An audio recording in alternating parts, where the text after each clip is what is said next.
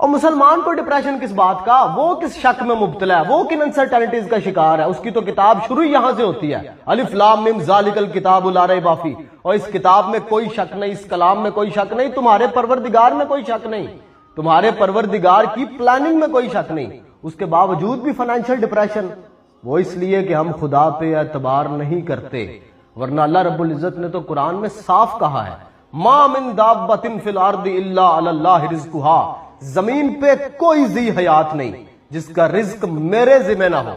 تو پھر کس بات کی پریشانی ہے کہ مل کیوں نہیں رہا؟ وَيَعْلَمُ مُسْتَقَرَّهَا، میں جانتا ہوں کہ کب تک اسے روک کے رکھنا ہے، تمہارے حوالے نہیں کرنا۔ تم تو جلد باز ہو، تم تو چاہتے ہو مل جائے، پر مجھے پتا ہے کہ کب تک تمہارے حوالے نہیں کرنا۔ ایک پرفیکٹ ٹائم آئے گا جب تمہیں اس کی سب سے زیادہ ضرورت ہوگی، مجھے پتا ہے تم نہیں جانتے، وَمُسْتُودَعَهَا، اور اس وقت میں اسے تمہارے حوالے کر دوں گا۔ کلٌ فی کتاب